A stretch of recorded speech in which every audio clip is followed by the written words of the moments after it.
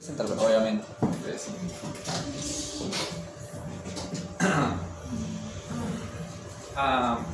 ¿Me cuadra? Estoy ahí. No, Cool. estás. Sí. Perfecto. Hola, bienvenidos a una nueva reunión de Ciencia Ficcionaria. Somos un grupo, somos un colectivo, un grupo de amigos. Somos algo, no estamos ni siquiera bien definidos. Nos venimos reuniendo una vez al mes desde hace ya 13 años. Todas las meses discutimos sobre ciencia ficción, muchas veces literatura, muchas veces cine, pero también otras veces videojuegos o pues cualquier otra cosa que pueda tener una relación con la ciencia ficción. Claro, desde que estamos con la librería, más que todo literatura, porque, pues claro, viene el conferencista del próximo mes. Salude, conferencista del próximo mes. Muy bien. Justamente va a hablar de videojuegos, sí, un videojuego que no me acuerdo cuál se llama. Mass Effect. De lo que dijo el milenio. Muy bien. Entonces nos reunimos una vez al mes, están cordialmente invitados. La mayoría de nuestras conferencias son exactamente de la manera que va a pasar hoy. Una de las personas que asiste a Ciencia Ficcionaria se voluntaria y dice: yo quiero estar con ustedes. Y ya, no somos un grupo con membresías, ni con cuotas, ni con nada de esto. Simplemente un grupo de amigos que se reúnen y disfrutan una tarde pensando en ciencia ficción.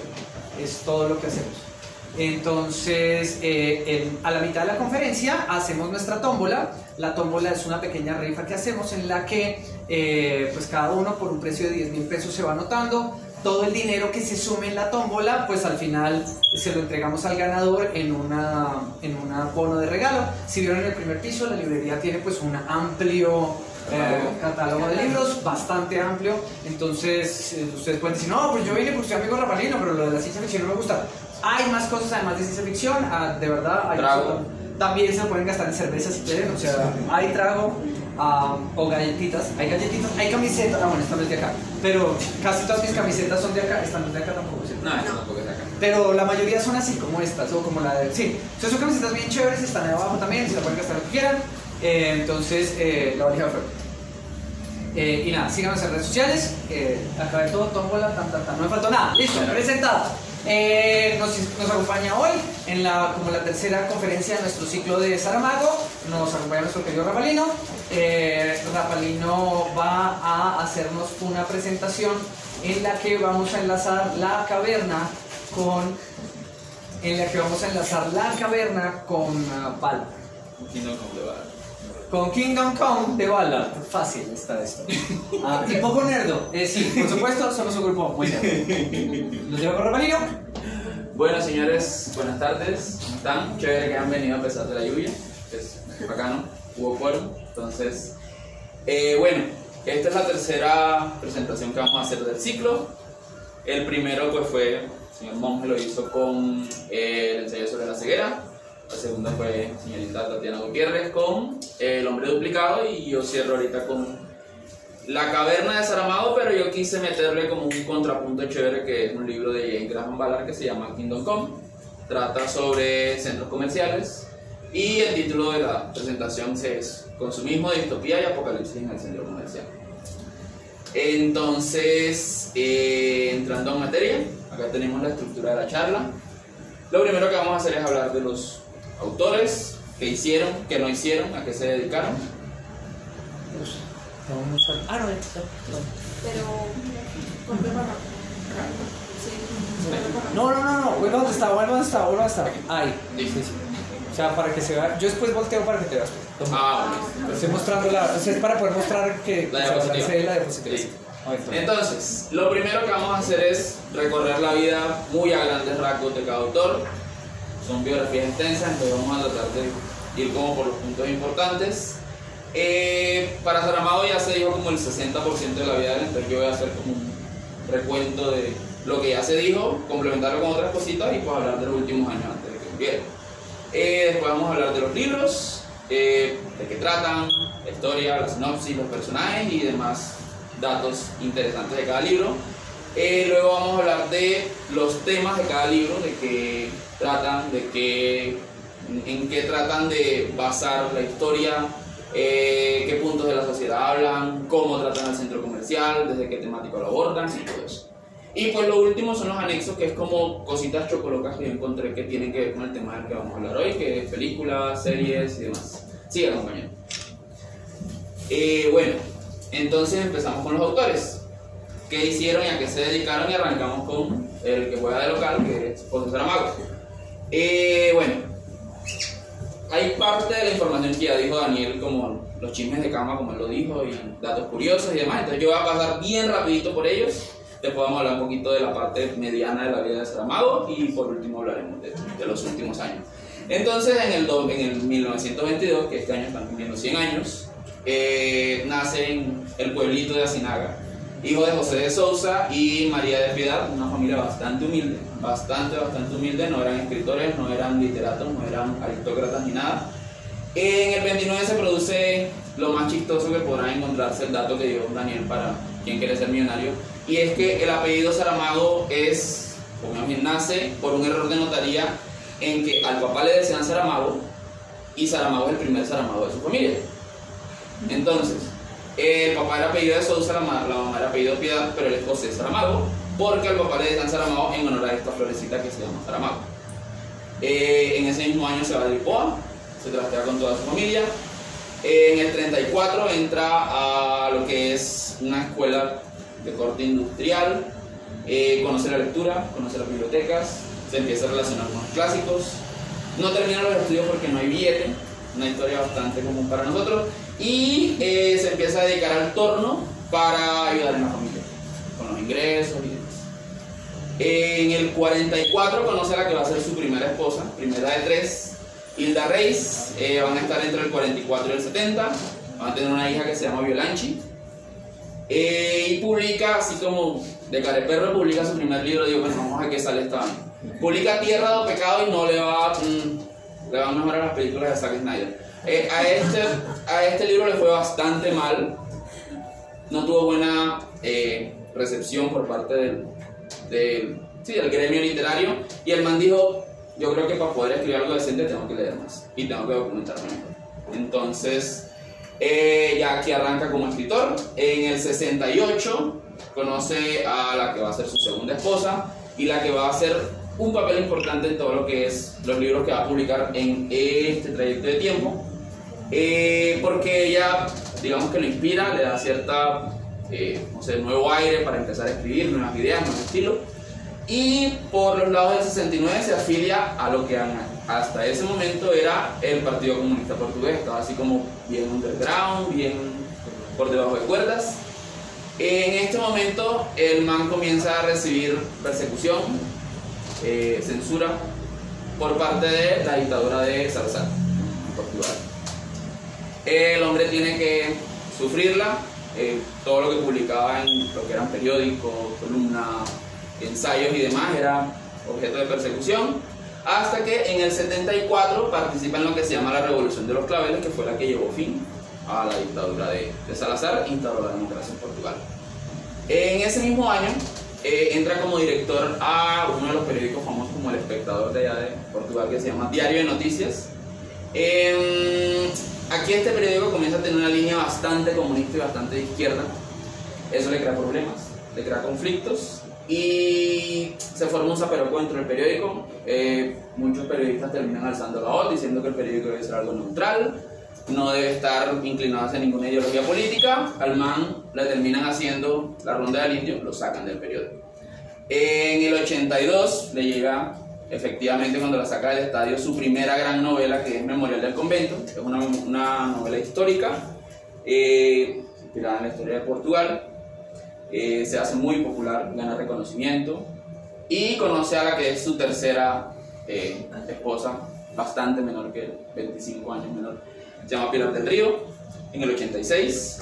En el 89 incursiona en la política, se lanza desde el 89 hasta el último año que vivió, que fue en el 2009-2010. Todos los años se lanzó para el Parlamento Europeo como miembro del Partido Comunista y por parte de las elecciones nacionales en Lisboa también. La buena época. En el 91 publican el Evangelio según Chuchito. Eso le crea bastantes problemas porque es un libro bastante polémico. No parece tan polémico, a mí me gustó. no es algo así como blasfemo ni nada, pero Para su época. sí, pero para la época sí fue como bastante bueno. Portugal, que es una república laica, por alguna razón se ofendió y tuvo problemas en... Eso pasa en otros países. Por acá cerca no, por acá no, por acá no. Sí, eso le crea problemas al hombre. Banean el libro para que no participe en ciertos concursos de literatura y el man en motivo de protesta se autoexilia y se va a Lanzarote, que es una isla en las Canarias, España. En el 98 gana el Nobel de Literatura y ahí es cuando vuelve a Lisboa después de 7 años, pero vuelve así como para entrar por salida, recoge el premio y me devuelvo porque ya yo estoy, ya tengo casita en otro lado. El man se radica definitivamente en España. En el 2000 publica La Caverna, que es el libro que nos trae hoy. El primer libro del 2021 lo publicó El Hombre. Y en el 2010 pues le jalaron la pitica a los 87 años por leucemia. Fue un entierro grandísimo, fueron 20.000 personas. Y dicen que fue casi que algo magnánimo a nivel nacional. Se celebró en Lisboa. Entonces, temas de los que habla Saramago en su obra en general. Lo primero es el ateísmo. El man siempre fue un confeso ateo, pero el man, digamos que su problema era más bien con la iglesia como institución que con las creencias y la espiritualidad de las personas. Entonces, aquí están como las frases más chéveres que encontré del hombre. El man tiene muchas de este tipo, pero me parece que estas son como las más interesantes. Por el hecho de ser ateo no puedo decir que la religión no me interesa. Si no fuera por este interés no hubiese escrito el Evangelio según Jesucristo. Yo no voy a la guerra contra la espiritualidad, sino contra la institución. Y esta, que es la que más me gusta, que no creo en Dios, no lo necesito y además yo soy buena persona. Hay algo chévere y es que la academia que entrega los Nobel ni siquiera tuvo ese sesgo como... de que porque el man era ateo no se merecía un premio, y el man en su discurso de aceptación sí fue como muy claro de que agradezco a la academia que no hayan tenido en cuenta mis posturas de creencia o de escepticismo a la hora de premiarme, y si me hubiera tocado elegir entre renunciar a lo que creo o renunciar al premio, hubiera renunciado probablemente al Nobel. Entonces, ¿qué tenemos por acá? Esto es algo de lo que no habíamos tenido tiempo de hablar en las anteriores charlas, entonces yo quiero hablar un poquito de esto, y es que el man sí tenía como una idea bastante radical en que España y Portugal debían ser una república única, pero como de tipo federal. ¿Cómo? Pues el man lo que quería era que entre las dos se fortalecieran y como país único en la Unión Europea, que fuera el Estado Federal Ibérico, superaban a muchos en capacidad, en economía, en población y en toma de decisiones en general para la Unión Europea. No es fácil, es cierto, pero el man siempre creyó como que eso era algo viable y que le beneficiaba tanto a Portugal como a España. Portugal iba a ser un estado de España, iba a mantener su cultura, su idioma, su bandera, todo, pero iba a ser como este conglomerado de dos naciones en uno. Escribió este libro, que es La Balsa de Piedra, que precisamente toca ese tema, y es ¿qué pasaría si la península ibérica se desprende de Europa y comienza a navegar por Europa así como a la deriva, y cómo funcionaría un sistema de gobierno entre los dos países? Entonces, ahí como para que lo apunten. Lo de comunista o anarcocomunista. Entonces, bueno, decíamos que en los libros del 2000 tenemos La Caverna, El Hombre Duplicado, El Ensayo sobre la Lucidez, que me parece que es un muy buen libro y que cierra la historia de manera bastante chévere, lo que vimos en La Ceguera. Esto acá es más político. Las intermitencias de la muerte, pues es más fantasía. Creo que es el libro que uno podría decir que es meramente fantasía de José Saramago, porque es ¿qué pasa si en un país deja de existir la muerte? ¿Y qué pasa si la gente deja de morir? ¿Y qué pasa con las no, sí, lo que en principio parece como esto está como chévere, que no nos muramos, después hay sobrepoblación, después tienen problemas el departamento de salud, después es cómo funcionan las funerarias porque se mueren de hambre si ya no se muere la gente. Y llega un momento en que la desesperación es tan grande que la gente tiene que ir a la frontera a morirse porque ya no quiere seguir viviendo. Entonces de eso va literal las intermitencias de la muerte. El viaje del elefante, que es un libro histórico, es de comedia, es satírico, es un elefante atravesando Europa porque un rey lo mandó como regalo allá donde su primo, y yo lo mandé, Entonces, sí, no es de los más conocidos de Saramago. Caín, que es un ejercicio parecido al del Evangelio según Jesucristo, donde el man coge a Caín y le mira como las cosas buenas y caía bien, que el man no era tan malo. Claraboya en el 2011, pero eso es trampa, por eso tiene los asteriscos, porque este libro en realidad lo publicaron, Saramago lo escribió en 1953, lo mandó a que se lo publicaran, nunca le di respuesta a la editorial. Cuando Saramago se vuelve todo un rockstar de la literatura, le dice ay mira, yo tengo por acá un bosquejo tuyo, te lo publico. El man dijo, no, esto ya quiero que lo publiquen después que yo me muera. Y efectivamente lo publicaron un año después de su muerte. Y el último es Alabardas, que eso técnicamente no es un libro, eso es como, el man llevaba como 3 capítulos, algo. Entonces es como, trata de un man que trabaja en una empresa que fabrica armas. El man comienza a ver como movidas turbias y como críticas de la guerra, se comienzan a tocar como tema en el libro. El man tiene que echar al agua a cierta gente que trabaja en su empresa y digamos que instiga la guerra y bueno, eso es básicamente de lo que tratan los 3 capítulos que alcanzó a escribir en vida. Y ahora vamos a hablar de este muchachón, que yo sé que tiene varios fans por aquí cerquitas. J. Graham Ballard. Señor. Ah, sí. Que eso es un señor, eso sí lo teníamos bastante claro. Bueno, J. Graham Ballard. Hablemos de la vida temprana. Nace en Shanghái el 15 de noviembre de 1930, de padres ingleses. El papá trabajaba como traslado desde Manchester en una empresa en China. En 1937, pues con todo esto de la invasión japonesa a China, el hombre se va para un campo de concentración japonés junto con sus padres. Aquí es donde él recopila toda esta experiencia que tiene cuando niño en los campos de concentración de Shanghái y saca el libro que se llama El Imperio del Sol. En el 84 lo publica y en el 87 le hacen una película del señor Spielberg con Batman. Con Batman, correcto. Con Christian Bale. Christian Bale es el que hace del joven. En su papel más dramático de toda su vida, en el papel más terrible, con la escena más fea de toda su vida, y tenía 15 años el muchachito.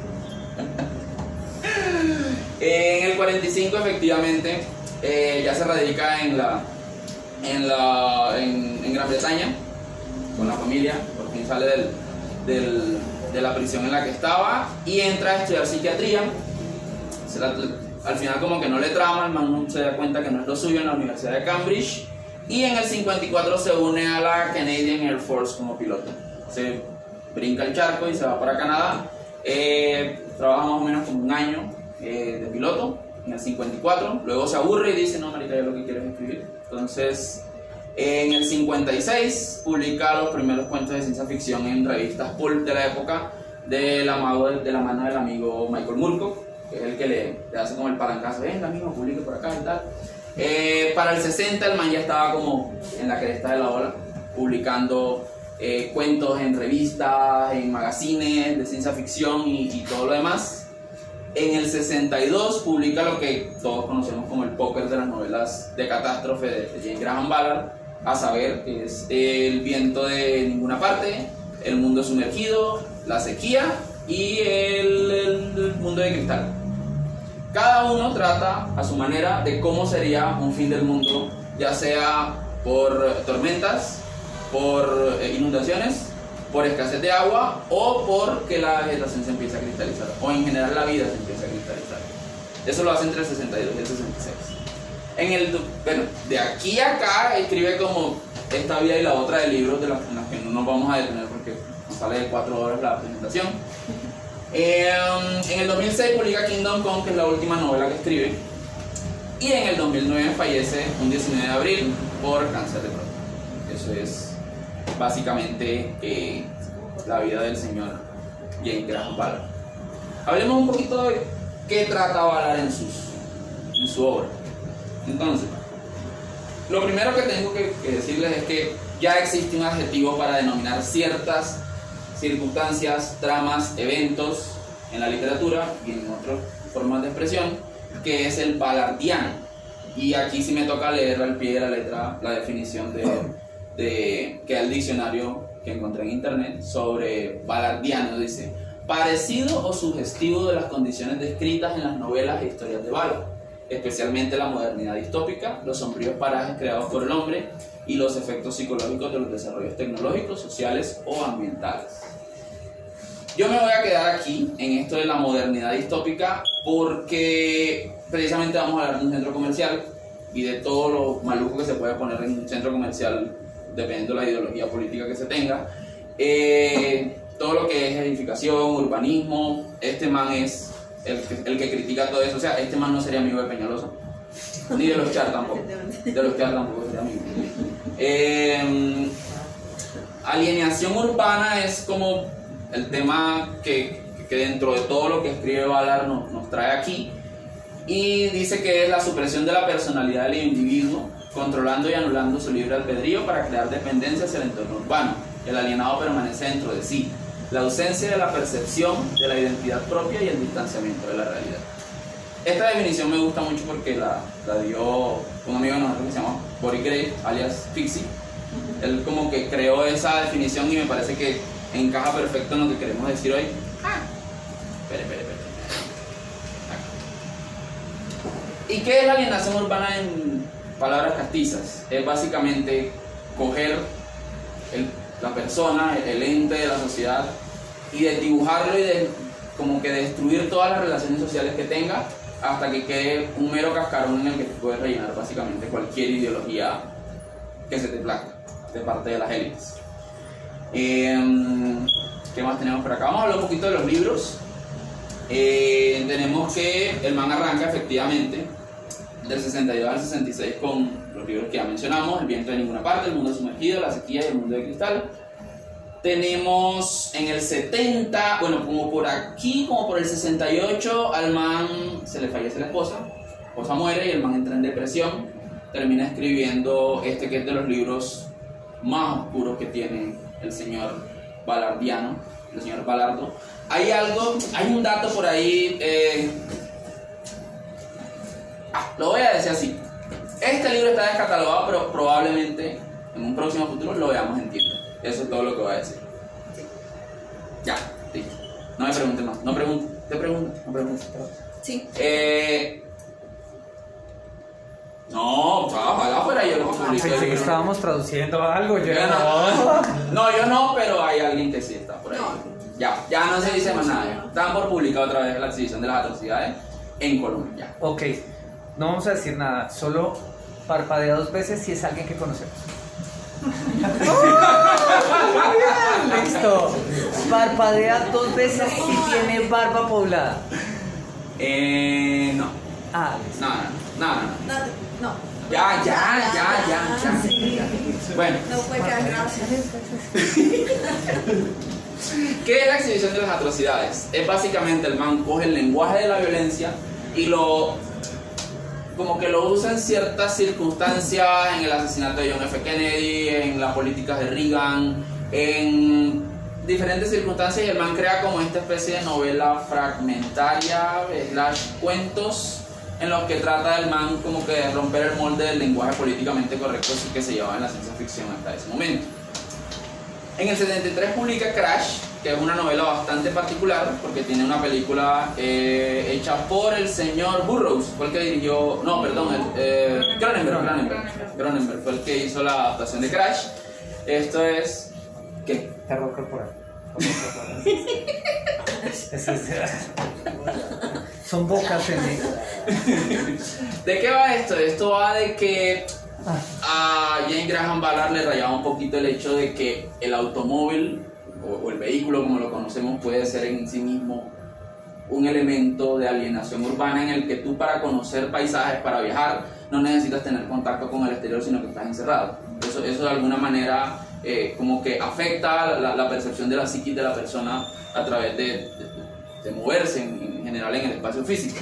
Entonces el man escribe Crash, que es básicamente una novela en la que hay un man que siente excitación sexual cuando hay choques y accidentes automovilísticos, básicamente eso. En el 74 escribe La isla de cemento. Es un poquito como Robinson Crusoe, pero con concreto en Londres. Entonces tenemos por acá en el 75 escribe Rascacielos, que es como el boom, o sea, probablemente la novela más alabada que tiene el hombre dentro de todo lo que escribió.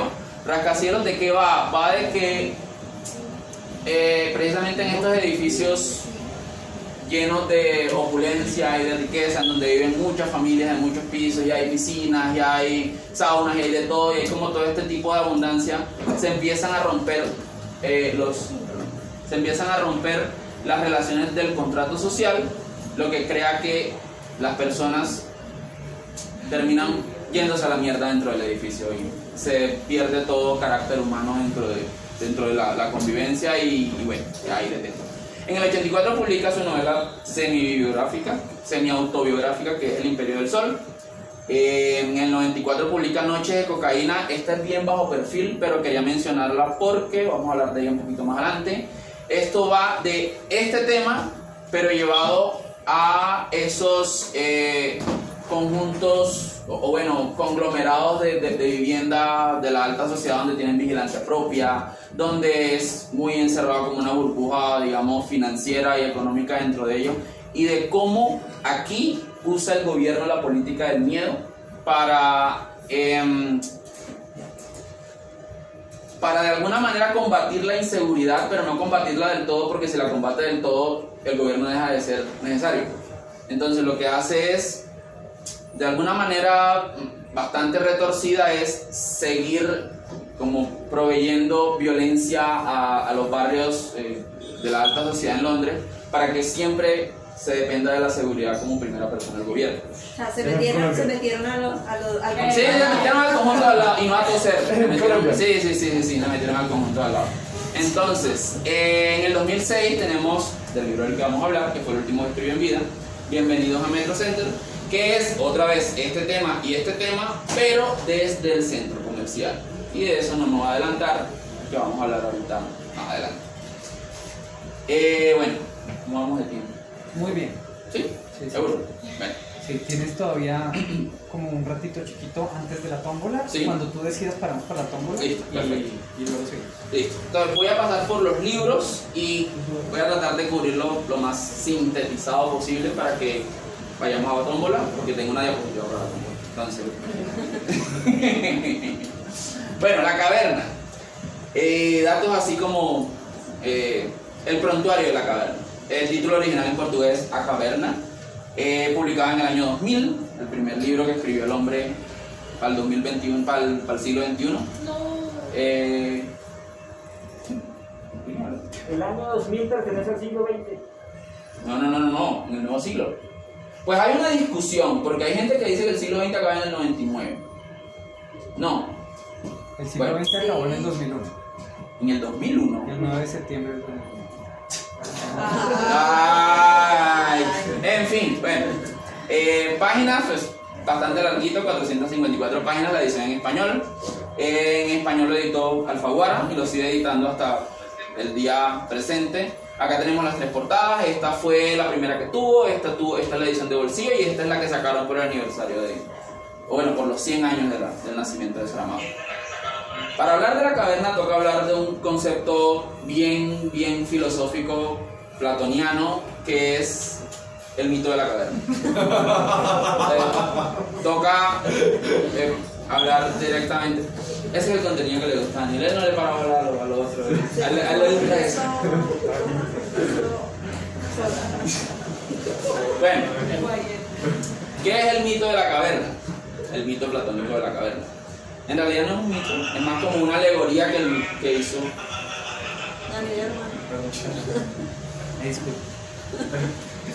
El man hizo una alegoría con todo este tema de la caverna para explicar de alguna manera lo que él consideraba que era un conflicto entre el hombre y su acceso al conocimiento. Entonces, en este mundo de la caverna que tenemos, bueno, primero que todo yo no soy filósofo, entonces voy a tratar de explicarlo de la mejor manera. Yo soy ingeniero mecánico, entonces voy a tratar de explicarlo así como lo que entendí. Hay dos mundos que es el mundo de los sentidos y el mundo de las ideas. El mundo de los sentidos es el que nosotros percibimos con nuestros sentidos, lo que escuchamos, lo que vemos, lo que tocamos. Y el mundo de las ideas es donde está, digamos que lo puro y los conceptos en su más pura esencia antes de que se tergiverse por el ser humano.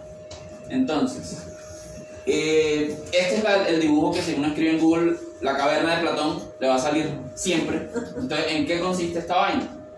Esto es básicamente que Platón decía que imagináramos un grupo de personas que están en esta caverna, atados de pies y manos, y también atados de cabeza, en los que ellos solo pueden escuchar y ver lo que tienen frente a sus ojos y escuchar lo que tienen cerca. ¿Qué pasa? Que está este muro que es como si fuera una especie de cine de la antigüedad, en donde tenemos esta fogata y tenemos estas personas que van pasando y van caminando y van mostrando objetos, pueden ser animales, pueden ser personas, pueden ser símbolos, que se ven proyectados en esta sombra a la que ellos tienen el acceso para ver. Entonces, ¿qué pasa? Digamos que lo que ellos logran percibir dentro de esta caverna es que las sombras de estos objetos que tenemos acá, para ellos, porque es lo único que conocen, es la concepción que ellos tienen de estos objetos. Si acá hacen un sonido, ellos creen que estos objetos son los que hacen los sonidos.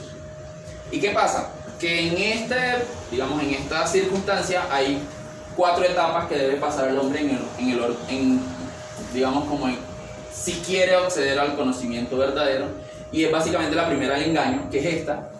La segunda es cuando el hombre se rebeldiza y se va por acá atrás, que no se ve en la imagen, pero aquí hay unas escaleras y sube hasta acá, hasta que el hombre decide por sí mismo empezar a buscar cuáles son las cosas que verdaderamente existen en la naturaleza y no proyecciones de las mismas. Esta es la rebeldía.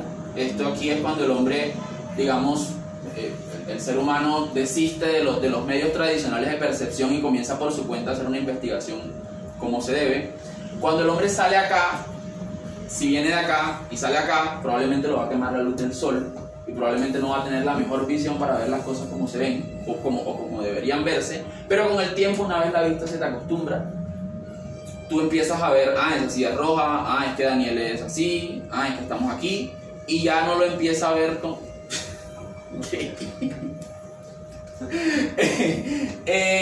y el man de esta manera accede a las ideas como verdaderamente son, con la luz del sol alumbrando sobre ellas, sin que nadie más se las esté proyectando. Una vez esta persona sale acá y descubre las cosas como verdaderamente son, regresa acá y le dice a ellos: hey, es que estas vainas son una sombra, marica, es que tú no has estado donde estuve yo. Y estos maricas, ¿qué le dicen? No, es que a ti te dañó la luz del sol los ojos, entonces tú no tienes conocimiento como nosotros lo tenemos acá. Eso es básicamente la metáfora de la caverna o la alegoría. Ahora vayamos a la historia de Saramago. Aquí hay 2 zonas, que es la gran ciudad, Bogotá, digamos. Cualquier ciudad, sí, cualquier ciudad. Esta es una ciudad, una metrópoli así recontra desarrollada, rascacielos, edificios, y hay un centro comercial que, según lo describe Saramago, eso es como si fuera un Dollar City de 14 pisos más o menos. Entonces, ¿qué pasa? Está esta zona grande, súper desarrollada, hay de todo, hay internet que no se cae, mejor dicho, servicio, o sea, no es Barranquilla. Si hay buena luz, no es Barranquilla, ya por ahí sabemos que no es Barranquilla. Por otro lado tenemos el pueblo, que es donde vive cierto tipo de personas que de alguna manera se ven obligadas a depender de esta metrópoli. ¿Cómo se ven en esa situación de dependencia? Y es que esto es un cráter comercial que devora todos las pequeñas y medianas empresas que hay en la periferia, haciendo que se cree una especie de monopolio de que si tú necesitas algo, tienes que venir hasta donde mí y conseguirlo acá. ¿Qué pasa? Aquí en este pueblito hay una familia que es una familia de alfareros, básicamente. Esta familia de alfareros tiene cierta relación con el centro, esta ciudad gigantesca, de 2 maneras. Una es que ellos le surten vasijas de barro al centro comercial, y 2, que uno de los miembros de esta familia es vigilante en el centro comercial. Entonces, de alguna manera hay 2 conexiones de esta familia a toda la parte que sea este comercio y consumismo exacerbado que uno puede ver en cualquier centro comercial. ¿Cómo está configurada la familia? La familia está configurada primero que todo por el amigo Cipriano Algor, que es un alfarero de vieja usanza, es de los que lleva la tradición de generación en generación, lo que le enseñó su papá, porque a su papá se le enseñó su abuelo, porque se le enseñó su bisabuelo, y tienen el mismo horno de toda la vida, y todas las prácticas siguen siendo como las de antes, y el man, digamos que se siente honrado y se siente identificado ante la sociedad por ocupar ese lugar de alfarero en el pueblo. Tenemos a la hija, que es Marta Algor. Ella le ayuda al viejo en el rebusque de la alfarería, de hacer los platos, de hacer el comercio, llevarlos a la ciudad. Ella tiene más estudios, digamos, ella es más inteligente que el papá. Ella es más inteligente que el papá, aun cuando ninguno de los dos tiene un buen nivel educativo. Por otro lado tenemos a Marcial Gacho, que es el yerno de Cipriano, esposo de Marta, y es el que va y viene constantemente porque tiene turnos en la ciudad, porque tiene 10 días aproximadamente es lo que demora su turno y viene y descansa. El viejo ahí lo busca en una camioneta, se regresan, tal, no sé qué. Hasta ahora aquí vamos todo bien. Pero hay algo muy bacano en este libro que no tiene El hombre duplicado, pero sí tiene el ensayo sobre la ceguera. Y es que tenemos un perro en la familia. Y el perro es el personaje. El perro es el personaje porque el perro no solamente ejerce como esa parte de ¡ay, qué bonito el perrito! Aun cuando todo está en la mierda, aun cuando no haya plata, aun cuando, mejor dicho, hayan crisis financieras, estoy como ¡ay, venga, cojamos al perrito! Sino que el perro tiene, qué nombre tan la bondad. El perro se llama Encontrado, porque literal, se lo encontraron. Entonces, ahí estamos con las ideas para poner nombres altos. El nombre que yo quiera poner a cualquier animal no va a ser mejor que Encontrado. Este perro es el que ejerce aquí de unión y digamos como de enlace, como que es el que trae a toda la familia consigo, aun cuando hayan rayas entre un miembro y otro. Dice, marica, este man es el que nos une, este man es el que crea como ese enlace o esa unión entre todos los miembros de la familia. Esto básicamente es el núcleo familiar de la historia. Y aparte tenemos a Isaura Estudiosa, después se llama Madruga. Es una viuda y es la que se vuelve la tensión sexual no resuelta de Cipriano Algor. Entonces, se llama Estudiosa porque el esposo era apellido Estudioso y después él muere y ella vuelve a su apellido normal, que es Isaura Madruga. Hablemos un poquito de los personajes. Cipriano Algor es el patriarca de la familia, como yo les decía. Es un obstinado en su profesión porque el man, si bien está enamorado de su trabajo, el man tiene como ciertas vainas que se niega a dejar atrás, y con justa razón, porque el man trae esa profesión en sus hombros prácticamente como el legado de su familia. ¿Qué pasa? Ve más dudas que certezas en su futuro próximo, porque resulta que acá en la historia lo que tenemos es que en algún momento, echamos para atrás acá un momentico, en algún momento estos manes le surten platos, vasijas y todo lo que sea de barro a la ciudad, y un día los manes le dicen, hey loco, esto no se está vendiendo, esto no tiene salida, se me están quedando ahí, ya no le estamos viendo el rédito, la gente está prefiriendo el plástico, está prefiriendo el peltre, el metal, todos los materiales menos el barro. El barro es muy frágil y eso no lo podemos seguir comercializando. Ah, bueno, listo, entonces quédate con los 50 platicos que tienes ahí, me los vendes y me pasa algo. No, es que usted también me tiene que recoger eso porque yo necesito el espacio. Entonces el viejo le toca con el dolor de su alma, el trabajo de las uñas que tiene prácticamente, traerse todo ese inventario de platos que ya no se van a vender y que por contrato tampoco puede venderle a otras personas porque el contrato de exclusividad que tiene el centro comercial es, loco, si tú haces negocio conmigo no puedes hacer negocio con más nadie. Entonces, este man que está acá tiene un problema, porque el man dice, yo fui alfarero toda la vida y ahora no voy a ser alfarero, ¿qué voy a hacer? Ya tengo 64 años, ya no me puedo reinventar, ya soy un man anciano. Ahí es donde entra Marta Algor, y ella es alfarera pero no es tan terca. Ella dice, marica, uno lo que tiene que buscarle es la compa al palo. Si no es platos, entonces uno le busca figuritas. Puntualmente acá a la vieja se le ocurre, hagamos figuritas de cerámica, el plan B. Eso sí se vende, eso siempre adorna, el adorno siempre lo busca, uno siempre compra para la sala, para el recibidor, para lo que sea. Emprendimientos. Sí, emprendimiento. Es el ancla emocional de la familia porque Cipriano, cuando tiene muy claro el conocimiento y de cómo se hacen las cosas, el man no la tiene muy clara a la hora de tomar decisiones cuando el barco no sobra. Ella es la que le dice, viejo, siéntese, hombre, que sí se van a hacer las vainas. No, pero es que no, hombre, vea, párale. Cuando uno regaña a los papás, sí, todos hemos regañado a los papás en algún momento.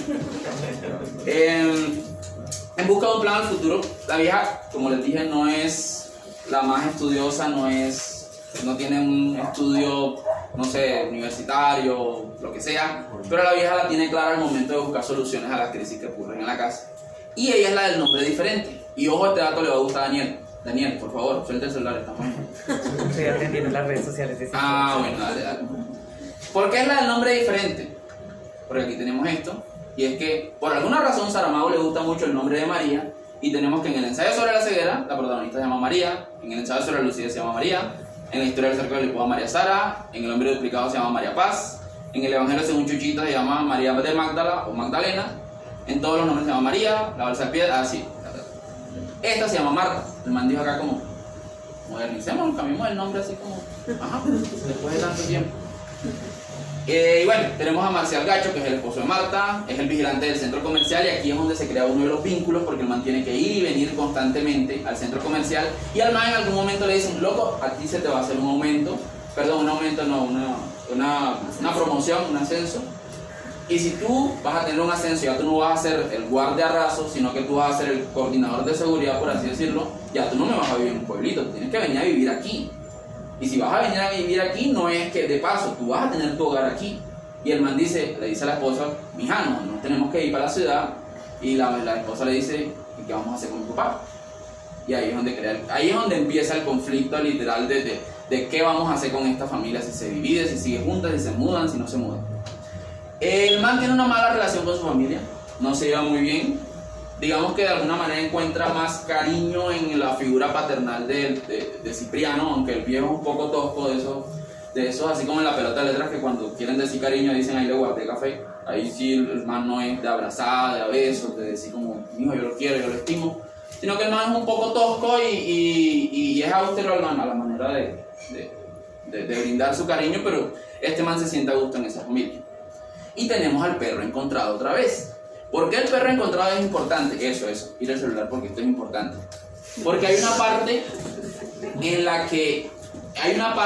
en la que el viejo llora y adivinen qué hace el perro. A ver, ¿qué hace el perro? Efectivamente, dice. No tuvo novedad alguna, porque ya había sucedido en otra vez en la historia de las fábulas y de los prodigios de la gente canina, que se acercara encontrado a Cipriano Algor para lamerle las lágrimas, gesto de consolación suprema.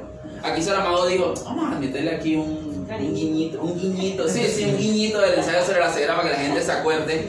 Y efectivamente el perro es el señor personaje. El perro es un perrito así de esos recogidos, por eso se me ha encontrado, porque no tiene pedigrí, nada, tiene la colita mocha, todo, entonces, para que eso hace que dé todavía más ternura. Ahora vamos a hablar del otro libro, se llama Bienvenidos a Metrocentro en español.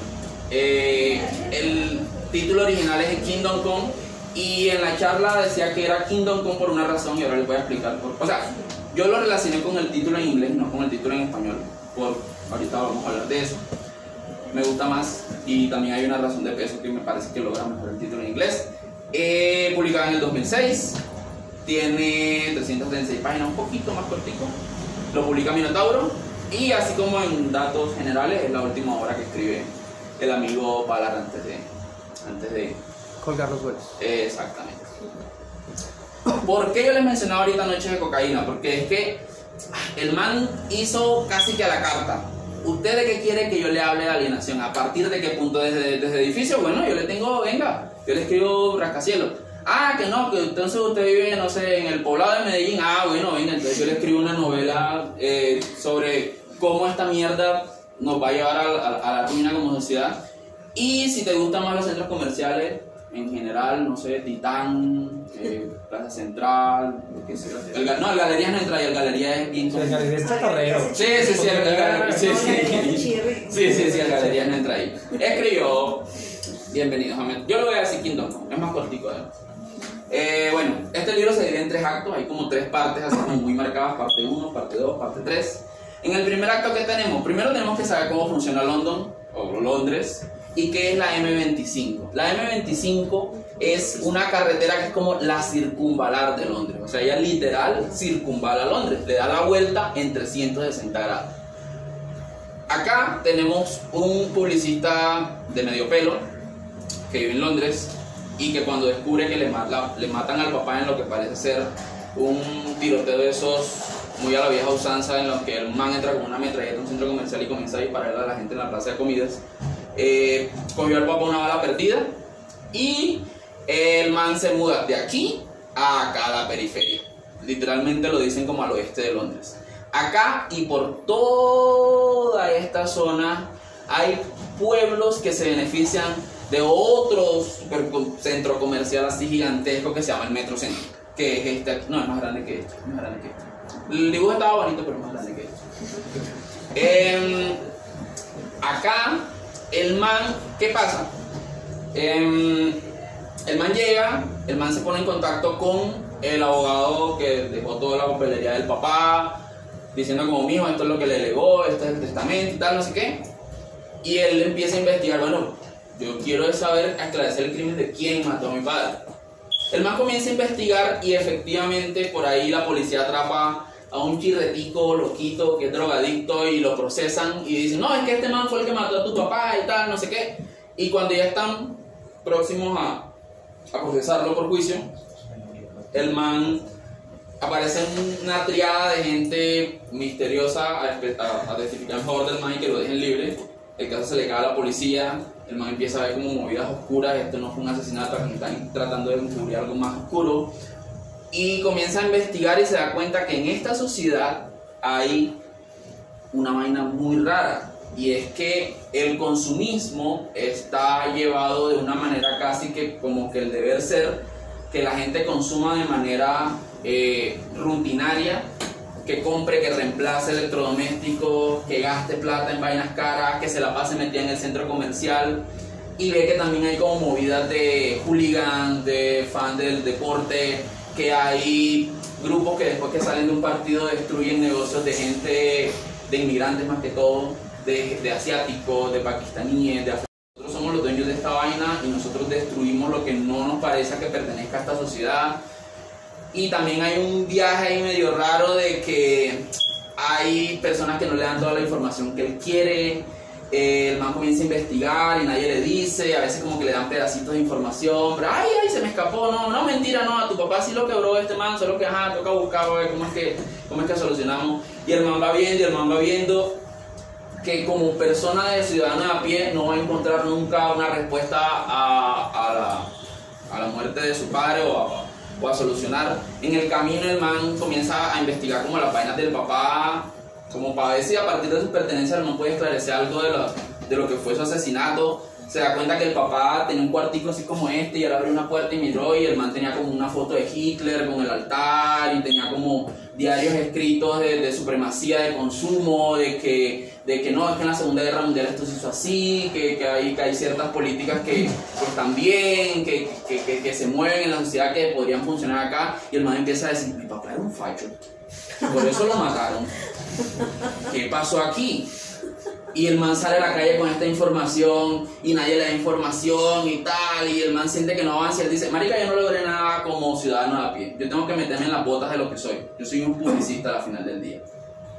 El man se da cuenta que en el Metro Centro hay un man que es como, no joda, como el Don Francisco del Metro Centro. Hay un man que está con un micrófono todo el día como, venga por las ofertas, mire, llévese este reloj, compre esta lavadora y tal. Y la gente le copia mucho a ese man de manera carismática, de que el man tiene un poder como de persuasión de masas muy, muy firme. Y en algún momento el man dice, si yo tengo que acelerar esto para que se vaya a la mierda, va a ser por el lado de este man. Entonces, ¿qué pasa? Aquí termina el acto primero. En el acto segundo, y aquí tenemos estos queridísimos amigos, aquí tenemos a Hitler y al amigo Goebbels. El man dice, yo tengo que volverme como esa especie de...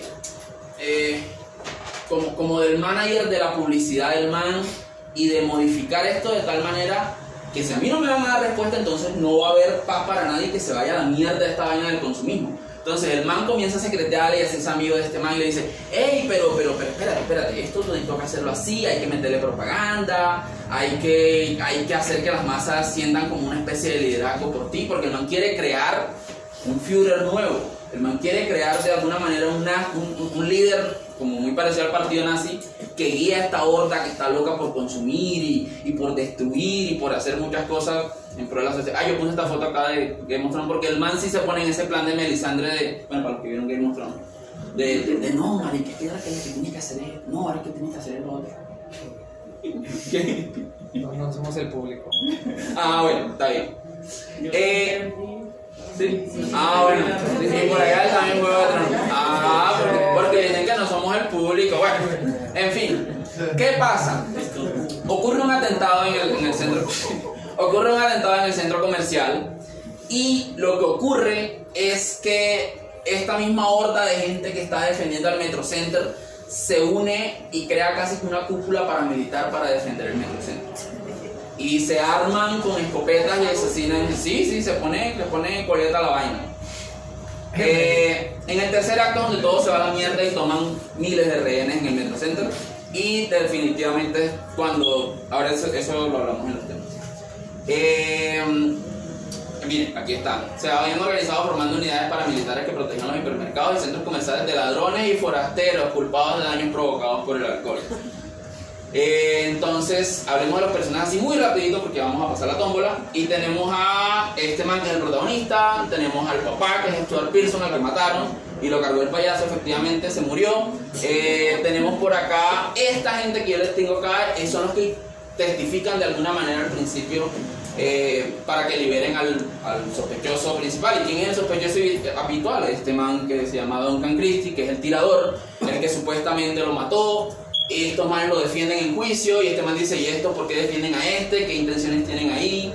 Esta es Julia Goodwin, que es la testigo 1, tiene un interés amoroso con este man, en algún momento tienen su cuento. Acá tienen a William Sangster, que es el profesor de Duncan Christie de la primaria, también tiene su guardado y este man es el psiquiatra que lo trató.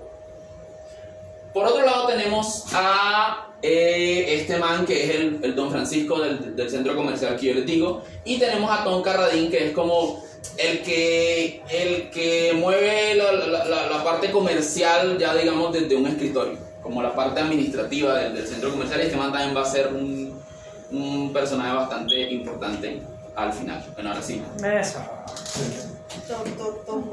Porque la vida es un...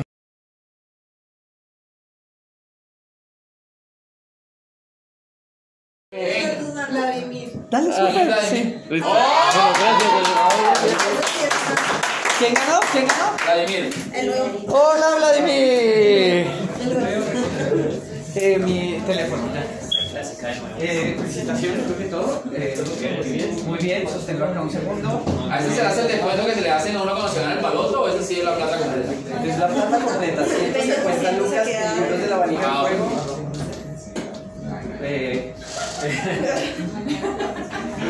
Eso, te tampoco. Ya. Felicitaciones. Muchas gracias. Bueno, continuamos porque falta media hora, marica. Te toca correr. Media hora, Media hora. que sean 45. Ellos están chéveres, pero pues me han jodido, entonces. Ah, bueno, está bien. Bueno, entonces vamos a hablar de los libros. De qué tema toca cada libro. Y vamos a hacer como una especie de entendiendo qué nos quiso decir cada autor en cada libro a partir de las ideas que se encuentran. Entonces arrancamos con la caverna, y en la caverna yo saqué 4 temas principales, que es como lo que yo considero que es lo más importante en general en el libro. El primero es lo popular, el segundo es lo rural y lo urbano, el tercero es la opresión y el entorno apocalíptico, y el cuarto es la obsolescencia y el consumo. Entonces, lo primero es lo popular, y aquí yo tengo que decir que creo que de lejos este es el libro de Saramago en donde hay más refranes y más dichos. El man se pone dicharachero, el man le saca chiste, chanza, refrán a todo lo que encuentre. Por ejemplo, en este pedacito que está acá es quemar barcos. Está hablando como un compendio de cosas que se pueden explicar de diferentes formas, y es quemar barcos, cortar puentes, cortar por lo sano, cortar derecho, cortar amarras, cortar el mal de raíz, perdido por 10, perdido por 100, hombre perdido, no quiere consejos, abandonar ante la meta, están verdes que no sirven, mejor pájaro en mano que ciento volando, estas y muchas más. El man trata como de meternos en la piel de la gente de la periferia, de la gente de los pueblitos, que ellos todo lo explican en función de refranes y de dichos. Y sobre todo, entre ellos se comunican mucho, pero muchísimo, haciéndose como ese tipo de contestaciones con refranes y con dichos populares muy autóctonos como de la tierra de donde ellos son y de donde es Saramago, porque Saramago, recordemos que nació fue en un pueblito. Hay una realidad bastante marcada, y es que el tipo de conversación que tiene el papá con la hija, el papá con el yerno con la hija, es como ese lenguaje familiar muy íntimo en el que ellos se hacen referencias personales con refranes de cosas que han ocurrido en su familia, de chistes internos, que Saramago crea como esa especie de cohesión o de unidad a partir de la oralidad que él usa en el lenguaje que tienen los miembros de su familia, que es el único tipo de lenguaje que se ve de esa manera en el libro. Ahorita vamos a ver los demás. Hay unos rasgos lingüísticos como constructores del entorno, y es esto que yo les digo. Saramago, digamos que él era como muy fan de la tradición oral colectiva, pero en este libro yo siento que el man se toma el trabajo de escribir un libro de cómo serían unos campesinos diciéndose dichos los unos a los otros y refranes. Entonces, esto es como un extracto de la entrevista que él dice, y es, dice: sin embargo, la tradición oral colectiva es otro asunto. En efecto, ella está presente en mis novelas, así sea en ciertos aspectos de la estructura general o en sus componentes particulares. El gusto por la digresión, el recurso ocasional o cierto léxico arcaico, la utilización repetida de expresiones idiomáticas, el empleo de proverbios, de refranes y expresiones populares. Esto es muy importante porque esto es casi que parte de cómo la familia está construida, la manera en cómo la hija se comunica con el papá se comunica, incluso cómo le hablan al perro. O sea, las palabras que le dicen al perro son muy bonitas y muy autóctonas entre ellos. En lo rural y lo urbano, aquí yo quiero detenerme porque Saramago escribió en el 2007 las pequeñas memorias, que fue uno de los tantos libros que él escribió sobre vivencias propias. Y lo que yo les decía, recordemos un poquito que Saramago viene de Asinaga, que es un pueblito bien por allá, refundido en Portugal. Y el man siente el pueblo de una manera como lo siente la ciudad, como siente la ciudad. El man pone el pueblo, por ejemplo, mete un trozo de pan de maíz y un puñado de aceitunas e higos secos en la alforja. Elijo un palo por si se diera el caso de tener que defenderme de un mal encuentro canino, y salgo al campo. En cambio, de la ciudad habla cosas como: es un cerco creado a partir de voluntades, fuerzas, poderes y dinero basados en unos criterios distintos. El man siente mucho, pero mucho cariño por la vida rural, por la vida de pueblo, por la vida del campesino que se levanta todos los días a sacar la papa, a arrear los animales, a trabajar la tierra, lo que sea. Y en cambio no mucho con los ejecutivos de alta alcurnia, de los edificios, de las metrópolis, de los sistemas de gobierno, de todo este tipo de dinámicas que se crean en las grandes ciudades. Que era de izquierda, ¿sabes? Ahí sí. Hay un contraste en la construcción del diálogo, y esto es lo que yo les quería de pronto mostrar un poquito, y es que los miembros de la familia y en general los miembros del pueblo se comunican diferente entre ellos a como se comunica cualquiera de ellos con alguien de la ciudad. O sea, el nivel conversacional que puede tener cualquier campesino, artesano, el que tiende la tienda, el que trabaja en el cementerio, con cualquier otro de los habitantes del pueblo es full cariñoso, que se sienten casi como familia. En cambio, cuando ellos salen allá a la ciudad y hablan con estos manes, que es el que les recibe el pedido: bueno, ¿cuántos platos trajo ahí? Parquéme por acá. No, pero ahí no me la puede dejar. Todo ese tipo como de conversación monótona, Saramago la marca full hasta el punto de que tú sientes que estas personas están hablando como con robots. O sea, no son personas, ¿no? Es casi como diferentes lenguajes lo que están hablando. El man hace como una aclaración en otra entrevista, esto es un extracto que dice: la ausencia de comunicación es total en un centro comercial, señaló el premio Nobel, donde el comprador no necesita intercambiar ninguna frase con el dependiente, a diferencia del diálogo inevitable que se establece en una pequeña tienda. Pero, junto a esa circunstancia, el único espacio público del mundo de hoy es un centro comercial. Antes la gente se reunía en las plazas o en los jardines, pero ahora ya no son lugares seguros. Los grandes almacenes son a la vez las nuevas catedrales y las nuevas universidades. No tengo nada contra estos establecimientos, pero sí contra una forma de espíritu autista de consumidores obsesionados por comprar. Y esto es verdad porque tú en los centros comerciales tú entras y tú no hablas con el que atende. A lo mucho lo que te pregunta la vieja de la caja y te dice, bueno, paga con tarjeta o con efectivo, necesita copia del voucher. Ese es como el tipo de conversación, incluso en un de uno, no nos vayamos tan lejos, en un centro comercial ni siquiera tan grande, en algo en lo que tú compras de manera un poco más urbana. Personal. Sí, exacto. Que tú escoges en tu carrito y tal, no sé qué, y pagas y sales. Y así como entraste, saliste y no hay ningún tipo de vínculo social con las personas que trabajan en ese negocio. Diferente a cuando tú vas a una tienda. Y yo que vengo de Barranquilla dices como, ajá, oye, y subió el queso, ¿no? Ajá, uy, marica, y la yuca, ¿cómo está saliendo la yuca? Está saliendo mucha, está saliendo buena. Y la papa, uy, pero esa papa está pequeñita, ¿qué me le pasó? O sea, toda esa conversación que se crea al momento de tú ejercer comercio marca la diferencia en esta obra. O sea, Bessie, ¿cómo está? El Bessie me regala. Bessie me regala. Esa la aprendí yo acá. Esa ya no la sabía de mi ciudad. Esa ya no existe. Porque allá en Barranquilla no se regala. Uno dice regalo y lo miran maluco. No, de cualquier otra parte del país, de Bogotá. Sí. Eres muy accesible. Aquí es la única parte donde la gente en las tiendas regala. Y aquí hablamos, ya nos metemos como en la pulpa del libro. Y lo primero de lo que yo quiero hablar es la opresión y el entorno apocalíptico. Y es que Saramago describe, lástima, la diapositiva está muy lejos, pero el espacio que hay entre la gran ciudad y el pueblito donde vive esta gente, que no serán más de 40, 30 kilómetros, es algo bien corto, hay un espacio, hay una zona que es como muerta en el sentido de que hay un ambiente de como que será como de que no hay vegetación. El man el man describe el paisaje cuando el viejo va saliendo del pueblo para la ciudad. El man lo describe como no hay vegetación, hay calor, es árido, desértico es la palabra, esa es la que estaba buscando, desértico, no hay mucha seguridad, la vía no es la mejor, no es cómoda, el sol es abrasador. Entonces el man hace una descripción así, pero muy como que tú no lo hace pensar, marica, esto ya no es ambiente urbano, pero tampoco se siente como el paisaje rural de un pueblo, sino es una vaina en el medio, que es una mezcla extraña de perdición, en donde no hay ni vivienda, no vive gente, o los que viven en casuchitas de mierda así de cartón. No sé, por ejemplo, les voy a leer algo, un pedacito. Después del cinturón industrial comienza la ciudad, no la ciudad propiamente dicha. Esta se divisa allá a lo lejos, tocaba como una caricia por la primera y rozaba la luz del sol.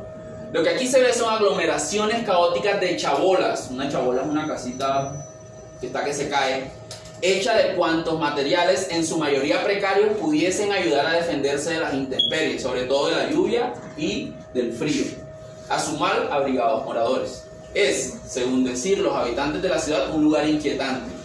Y aquí no acaba la vaina porque aquí viene lo peor. De vez en cuando por estos parajes, en nombre del axioma clásico que reza la necesidad también, que reza que la necesidad también legisla, un camión cargado de alimentos es asaltado y vaciado en menos de tiempo de lo que se tarda en contar. O sea, aquí roban en la vía. Aquí hay gente que encañona a los que van por llevando sus mercancías, no sé, de allá para acá o de aquí para allá, y perfectamente encañonan y roban la mercancía porque hay gente que se muere de hambre. Y no es solo eso, sino que hay una opresión por el régimen militar en esta ciudad, que ocurren bombas, atentados. Bueno, esto no es una ciudad, esto es como un tierrero ahí, un cagadero, como le dice uno, en donde la gente sufre represión por parte del mismo ejército. ¿Y qué hace el ejército? Crea estos simulacros de pusieron un carro bomba en tal lado, tenemos que ir a revisar esta zona de mierda para ver qué les podemos sacar, para requisar, para hacer, ¿cómo es que le dicen este procedimiento cuando se meten a las casas? Un allanamiento de morada y poder desvalijar y poder ultrajar o maltratar a las personas que viven ahí. Y si ustedes me preguntan, ¿qué se me viene a la mente cuando yo leo esto? A Mad Max Fury Road. O sea, de una manera muy estilizada como te lo muestran en la película, pero todos los elementos están ahí. Hay escasez, es desértico, hay inseguridad, hay banda, hay, mejor dicho, prostitución, vicio, lo que tú quieras está ahí. Y es chistoso porque tú dices, Saramago escribiendo como Mad Max, o sea, eso está como raro, así como la cara que hiciste, que acabaste de hacer, está como raro. Y eso sí se lee como alejado de la realidad, pero ya no se ve tan alejado de la realidad si yo les muestro esto. Sí. Estaba pensando en eso. Sí. Y esto ocurrió hace 2 años, en el 2020. Esto es un pueblito que está, lo que lo divide de Barranquilla, que es la que venden como la capital de la costa, lo que lo divide es el puente Pumarejo. El puente Pumarejo es un puente que no puede medir más de 10 kilómetros, por exagerar. Este es un pueblito donde la gente se muere de hambre, en donde tienen que asaltar un camión cisterna para ver qué pueden sacar para comer, marica. O sea, estoy hijo de puta, esto no da risa, marica. Esto es una vaina que tú dices, marica, esto no está tan lejos, estamos ahí. Esto es el entorno apocalíptico que uno dice, pero Saramago la pintó trágica. No, es que así es, marica. Y es incluso peor. Gente que vive en casa en donde no hay ni alcantarillado, marica. Entonces Saramago tan lejos de la realidad no estaba.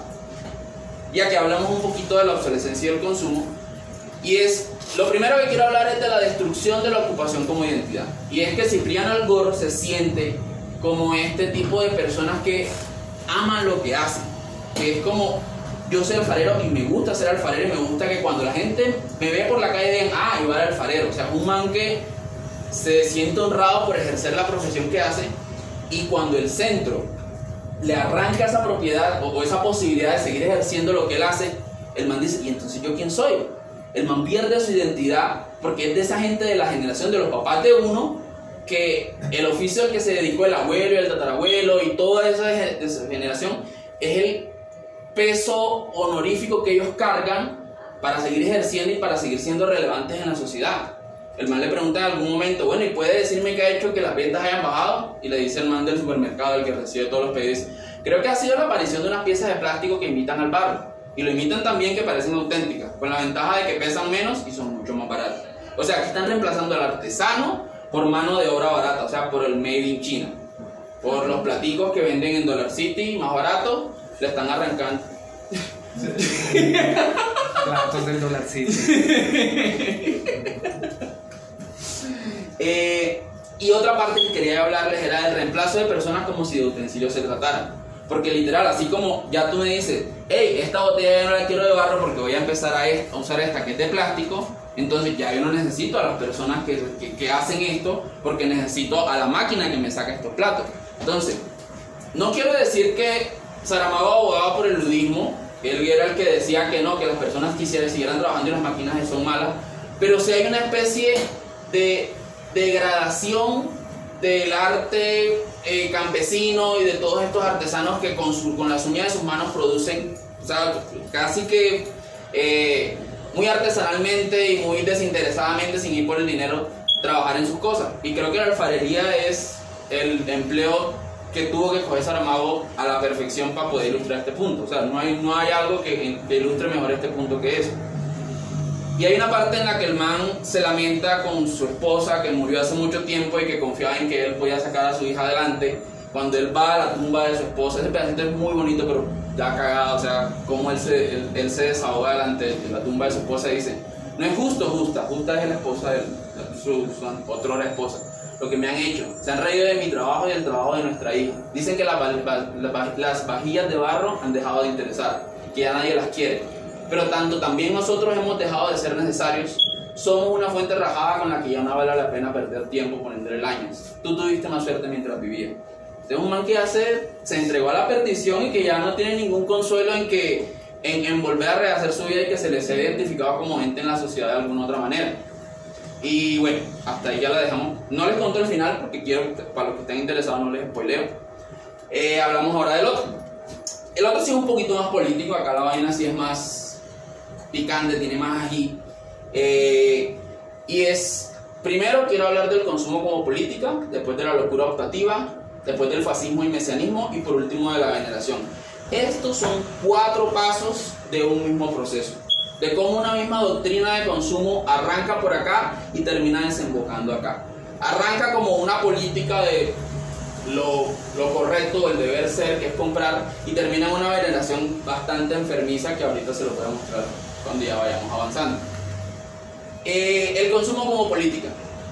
Digamos que esta es la circunstancia o las condiciones sociales que encuentra el protagonista una vez llega al pueblo este que les decía, en donde hay un gran centro. Mira. Ah, listo. Síguete, bienvenida. ¿Sí? ¿Se fue? Sí, claro, claro.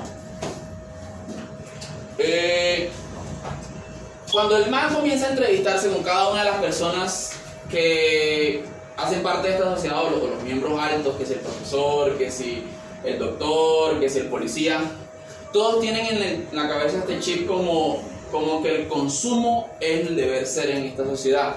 En algún momento el profesor de la institución educativa del pueblo habla de que el consumismo es una empresa colectiva y que el consumismo es una nueva forma de política de masas, que es muy teatral, pero que eso a la final es lo que le gusta a la gente.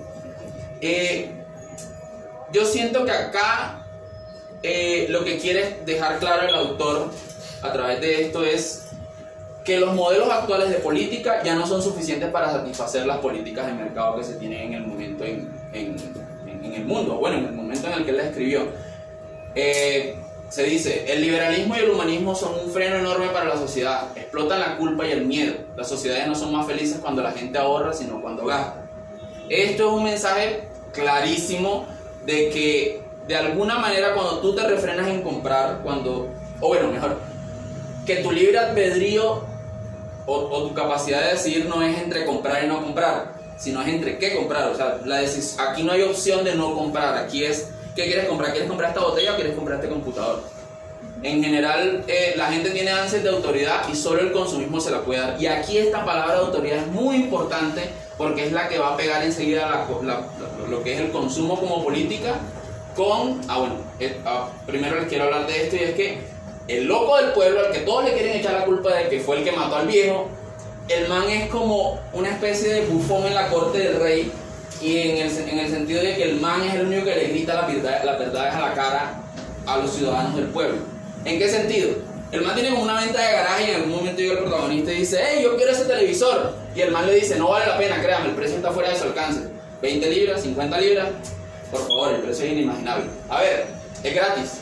Una mueca casi maníaca torció la cara de Cristo. Gratis. Quiere decir, de balde, ni un penique, ni un euro, ni nada. O sea, el man está regalando todas sus pertenencias. La gente dice que está loco, pero el man después pone un párrafo, y por eso lo quise incluir acá, porque esto va en contraparte con lo que yo les decía de la política de consumo. Dice, lo dudo. Vengo todos los sábados y tarde o temprano alguien pregunta, ¿cuánto? Gratis, digo yo. Se quedan atónitos, reaccionan como si estuvieran intentando robarles. Eso para ustedes es el capitalismo. Nada puede ser gratuito. Se enferman solo de pensarlo. Quieren llamar a la policía. Dejan mensajes para sus contables. Se sienten indignos, convencidos de que han pecado. Tienen que salir corriendo a comprar algo para recobrar el aliento. Esta es una sociedad que está tan enferma que un loco así es el único que puede decirle, marica, ¿ustedes qué están haciendo con el hijo de puta vida? O sea, ¿tú crees que todos se satisfacen en comprar? Y ni siquiera es en comprar para poseer, es en comprar, por raspar la tarjeta, por sacar plata del bolsillo. Y aquí esto es lo que pega con la locura optativa, y esto es un concepto bastante oscuro, en el que el protagonista se entrevista con otro tipo, como el psiquiatra de este personaje precisamente, y él le dice, no, lo que pasa es que lo que tenemos que hacer aquí, para que esta vaina empiece como a funcionar de otra manera, es una psicopatía optativa, no el tipo de locura que tratamos aquí como psiquiatra. Hablo de una locura querida, esa que se nos da también a los primates superiores. Y aquí esto es una locura que está llevada más que todo por el éxtasis que tú sientes al comprar desenfrenadamente y decir yo tengo para comprar. O sea, como para el poder adquisitivo de la persona decir yo tengo para comprar, entonces compro. Y el man lo sigue diciendo acá abajo. Quieren carne, con cuanta más sangre mejor. Quieren sentir el miedo de los enemigos en la carne que mastican. Esto es, si yo tengo más plata que tú, yo te puedo intimidar a ti porque yo puedo comprar y adquirir mejores cosas que tú. Así que empiezan a golpearse el pecho y a chillar hacia el cielo. Se ponen frenéticos y salen a cazar. Y esta locura optativa, que es lo que quieren provocar en la sociedad, es el paso que se necesita para que la política de la que hablábamos ahorita, que es la política de consumo, termine llevándonos a el fascismo y el mesianismo, o por lo menos esa es la teoría que expone Ballard en el libro. Dice el man, que me volé por acá. Aquí hay un poquito de fascismo en donde el man dice: la gente todavía piensa que los líderes nazis llevaron al pueblo alemán a los horrores de la guerra racial. No es cierto. Los alemanes estaban desesperados por salir de su cárcel. La locura los llevaría a la libertad y eligieron a Hitler para conducir la partida de casa. Una gran rebelión significa peligro. Hoy la gente está desesperada por creer. La gente nunca es tan peligrosa como cuando solo le queda creer en Dios. Aquí estamos, estamos comparando la creencia que tiene la gente al sentirse mejor por comprar, al igual que, no sé, como el cristianismo, el islamismo, cualquiera de estas religiones fundamentalistas que tenemos en Medio Oriente o incluso de este lado del charco también. Llegamos a lo que es fascismo y mesianismo, y acá es donde el man le dice al protagonista: este libro funciona más como una persona sacando información de cada miembro o de cada personaje del pueblo para ir creando toda la teoría que el autor quiere que tú entiendas. Entonces dice: el peligro está en que para seguir creciendo el consumismo necesitará algo cercano al fascismo. Las hileras. Bueno, el man dice, tomemos como por ejemplo el centro comercial en el que estamos parados y su floja venta. Cierre un poco los ojos y verá que ya aparece un meeting de Nuremberg. Las hileras de mostradores, los pasillos largos y rectos, los letreros y las pancartas, todo el aspecto teatral. Y él dice: pero yo aquí no veo botas militares, aquí no veo un man que esté gritando, aquí yo no veo nada, ningún régimen. Él dice: sí, pero la gente pensó que los nazis eran una especie de broma. El consumismo crea enormes necesidades inconscientes que solo el fascismo puede satisfacer. En todo caso, el fascismo es la forma que adopta el consumismo cuando la gente elige la locura optativa. Aquí ya vemos que este es el tercer paso de este desenfreno de consumo social que se ve en el pueblo. Y acá que tenemos, aquí es cuando lo que yo les contaba de que el man comienza a hacer las veces de acelerar el proceso para que todo colapse y se vaya a la mierda, porque él dice: si a mí no me dan solución por la muerte de mi padre, entonces que esta sociedad se arda. Y el man se le pega al man con el micrófono en el centro comercial y le comienza a aconsejar de cómo debe ser un Führer en los tiempos actuales, no mandando ni siendo un líder gritón, ni que sea como que tenga la oratoria para mover las masas de cierta forma, no sé, fundamentalista. Dice: no quiero un fanático con botas militares vociferando en un balcón. Quiero un presentador de televisión que dirija un debate en el estudio y que hable con tranquilidad de las cosas que a ellos les importan en la vida. Aquí estamos hablando de reality, estamos hablando de todo el contenido basura que vemos en la televisión, básicamente. Y lo último es el estado de veneración. Cuando ya todo se va a la mierda en el Metrocenter y en la ciudad, y la gente hace como, bueno, los fanáticos de esta teoría encierran el centro comercial con armas y toman rehenes y todo, se comienza a desarrollar algo bien particular, que es la gente empieza a adorar el consumo dentro del centro comercial como si fuera un culto.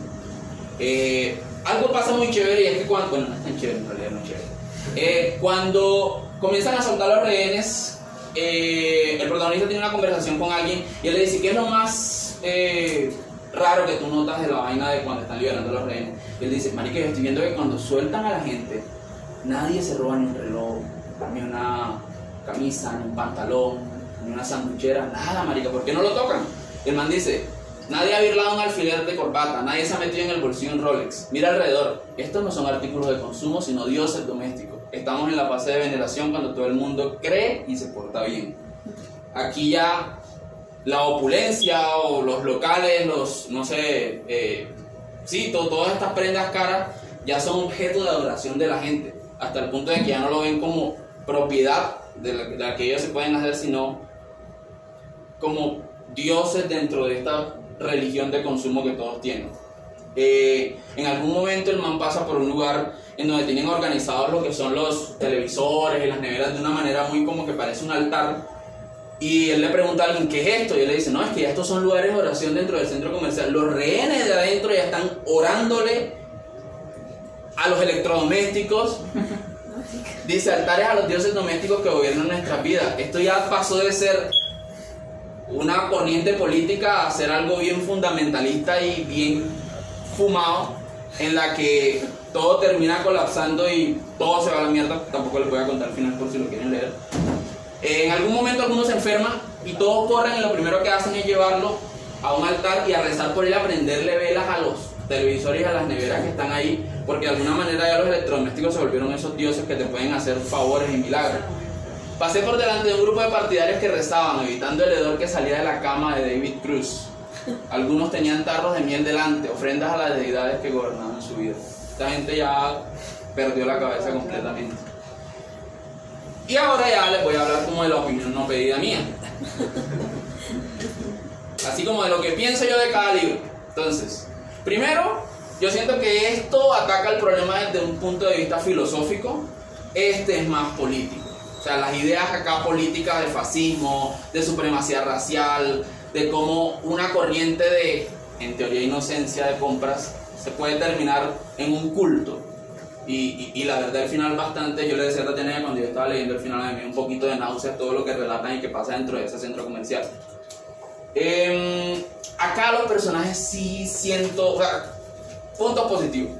Los personajes de este libro son muy bonitos. Saramago, a ver, no es una sorpresa de que Saramago escriba bonito, de que cree personajes, de que los desarrolle, de que haga reflexiones bonitas. Ballard tiene un poco de la escritura es un poquito más a lo que va y es más de ideas. Acá los personajes siento que los personajes son nombres. Yo acá lo siento, yo me pongo a pensar cuáles son los trasfondos como persona de cada uno de los que rodean al protagonista y siento que son más bocas que usa el autor para poner las teorías que él quiere poner en el libro, que son bastante interesantes, pero el desarrollo no lo siento como el de una obra literaria. Si quieren, los dos los pueden leer, porque siento que se complementan muy bien el uno al otro. Si pueden leer, o si quieren leer solo uno, yo recomiendo este. Entonces, este también está muy bueno por las ideas. La historia, siento que por momentos... Bueno, 3 minutos. Sí, ya llegamos a la última parte. Ya son las referencias, listo. Aquí vamos a hablar un poquito del urbanismo de Chocoloco en la ciencia ficción, porque lo que nos trae acá es la ciencia ficción. Y el vitrineo distópico como tema, porque quiero tocar como otras cositas por ahí en las que el elemento del shopping está tocado en general, en otras muestras, en otras obras de arte. Obviamente Mercaderes de Espacio tiene que estar aquí. Una obra de ciencia ficción en la que básicamente las agencias de publicidad y las noticias falsas son las que gobiernan el mundo. El sistema económico ha devorado el sistema político. Señores del comercio controlan el estilo de vida. Este es un libro de 1953 y tiene un toquecillo como de sátira, comedia, pero es una crítica muy buena al consumismo. Este cuento me parece muy bacano, porque acá lo que pasa es que Papi China Mieville lo que hace es crear una historia en la que una persona se puede comunicar con... ¿Qué pasó? Nada, ¿Qué pasó? No, siga. no me hagas así, ¿es Papi China? Pues es el señor China. ¿Papi? Papi, si a Rodrigo le dice Papi Rodri, ¿yo por qué no le puedo decir Papi China? Dígale como quiera. Acá el man es muy bacano la historia que él crea, porque es básicamente un man que se puede comunicar con los edificios. El man de alguna manera toca los edificios y al man lo buscan como inspector de grietas, fallas, arreglos de los edificios. El man solo tocando los edificios sabe porque los edificios son como una especie de entidades angloparlantes en donde ellos le dicen: hey, esta viga está fallando, dile a este man que haga esto y arregle esto de esta manera. Pero detrás de eso hay una cortina de crímenes que está tapada por el urbanismo, y es que los edificios están creados... No se los spoileo, la vuelta de tuerca es bastante oscura y hay crímenes de... ¿Cómo? Vuelta a mi baile. ¿Vuelta? Vuelta a mi baile. Sí, después de que uno está todo, ay, qué lindo y todo, por Dios. Sí, al final tiene un giro bien oscuro. Lo que empieza siendo como de chéveridad, el man tiene ese cierto don especial, el man lo tiene por una razón, y es una vaina bien oscura que pasa con todos estos edificios construidos básicamente sobre cementerios indígenas. Ven, por ahí va la vaina. Este cuento lo recomiendo muchísimo porque aquí se ve todo lo que es el consumismo impulsado por la paranoia. Si es Philip K. Dick, hay que tener paranoia. Entonces, acá es full bacano lo que el man hace, porque es una sociedad en la que el que no tiene un búnker nuclear está en nada. Es como el que no tiene un air fryer hoy día, más o menos. Pero acá es un búnker. ¿Por qué? Porque este cuento fue escrito en el 55. Y acá lo que tenemos es que hay un asedio y una amenaza constante porque van a caer bombas nucleares. Entonces la casa, que no tenga un búnker nuclear en el patio de su casa, se va a la mierda. Y este cuento, así como el giro de tuerca que falta, es que este cuento es de Navidad. Porque un niño pide el regalo a los papás: papi, ¿será que este año sí compramos el búnker para que nos salvemos por si cae una bomba? Entonces, literal, Foster es el apellido del nombre del niño. Y él está desesperado porque todos los niños en mi vecindario tienen un búnker nuclear, marica, y yo no tengo. Entonces, este me parece que full bacano. Lo adaptaron en la serie en Electric Dreams. La adaptación se tomó bastantes licencias, pero igual el cuento vale la pena. Acá tenemos a nuestro amigo talento local, bueno, talento nacional, Cristian Romero. Él tiene una antología que se llama Ahora solo queda la ciudad. Y el cuento que le da el título a esta antología va más o menos de lo mismo. Pues acá es diferente porque acá si bien los edificios no son que conversen y que hablen y que gesticulen, sí son estructuras que deciden quién entra en ellos. Y aparte de eso, tenemos turbas fundamentalistas que van por la calle pregonando cierto tipo de religión que está relacionada con el urbanismo. Y el protagonista, de alguna manera, se siente parte de esto hasta que los edificios lo expulsan, porque los edificios son como este tipo de estructuras sentientes. Y hay una movida bien chocoloca en todo este cuento. Se lo recomiendo también. Acá tenemos la película famosísima de George Romero, que no es familia de Cristian Romero. De centros comerciales con una plaga zombie, un apocalipsis zombie. Acá el zombie lo muestran como esa turba que consume no solo cerebro, sino el consumir en el sentido amplio de la palabra. El setting se da en un centro comercial. Hay cierta gente que quiere escapar. Creo que hablar de esta película en este punto ya es como redundante, que no se ha dicho de esta película que fue la que instauró el género de los zombies, más que la primera incluso, creería yo. Sí. Tenemos por acá, tenemos esta película que se llama Logan Run, que salió en la época más o menos para cuando nació Daniel, o Daniel ya había nacido cuando salió. No. Soy del año. Ah, bueno. En esta película lo que tenemos básicamente es, yo la puse porque las ciudades en el futuro se dan debajo de la tierra, que hay... listo. Ya. 3 minuticos. Sí. Que ya no están viendo que... Ay, marica. No, pero Ya, ves, en Stranger Things, a mí me hablan de un centro comercial de una manera bastante cercana a la Guerra Fría, con una conspiración. Hay un laboratorio nuclear debajo de un centro comercial, básicamente. En Minority Report lo metí porque hay publicidad personalizada que te escanea los ojos y dependiendo a quién escanee, él te muestra publicidad que es solo para ti. Entonces es... ¿Cómo? Instagram. Sí, bueno, sí, también, que uno dice como, ay, quiero una escoba y salen 40 potes de escoba. Y este no lo podía faltar, no podía faltar. Este es el mejor guiño que se puede hacer a Valar, incluso en una comedia. El capítulo no trata de nada, el capítulo trata de que ellos no saben dónde parquearon. El parqueadero es gigantesco y los manes no saben dónde está el carro, y todo el capítulo se desarrolla los manes buscando el carro. Hay ascensores por todos lados, todo parece igual. Valar, somos como ratas en algún experimento. Y en algún momento George Constanza dice lo que todos pensábamos, y es que jamás saldré de aquí como si fuera ciencia ficción. O sea, si el man dice que vale de ciencia ficción, ¿quiénes somos nosotros para discutir? Hay por acá esta frase que me pareció muy bonita porque la saqué de la caverna y dice: recuerde, usted es nuestro mejor cliente, pero por favor no se lo diga a su vecino. Me parece muy bonita y ese es el final.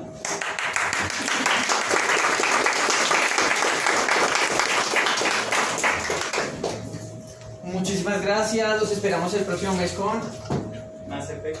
Con lo que él dijo. Mass Effect es un videojuego que juega la gente joven y que juega videojuegos. La gente que juega videojuegos. Sí, muy sinceramente, si te gusta toda la ciencia ficción, Mass Effect se basa en una teoría que existe en los libros de ciencia ficción, que es que los humanos llegaron tarde a un descubrimiento que se llama los reels de masa. Entonces cuando llegan, se vuelven como una sociedad que empieza a ser predominante y todas las razas alienígenas les tienen miedo. O sea, Michael J. es existir de nuevo. Ajá. Mass Effect es la gran trama, de hecho. O sea, la trama de Mass Effect es mucho. Lo chistoso es que generalmente cuando digo eso, generalmente Michael Jackson es que está dentro de los que lo hicieron. Entonces, puede estar capaz que. Super cool. Entonces, ¿vienes el próximo mes? De pronto. Sí, nos puedes seguir en Facebook Si me y de verdad, invitan. mira, todos los meses hacemos reuniones así, los temas son bien variados, siempre las reuniones son así divertidas, luego nos vamos de fiesta, bueno, cuando me arranca, porque nadie me arranca, son unos vagabundos que Pero salen es a la casa que ¿qué te temprano. pasa? La fiesta es temprano. No tanto.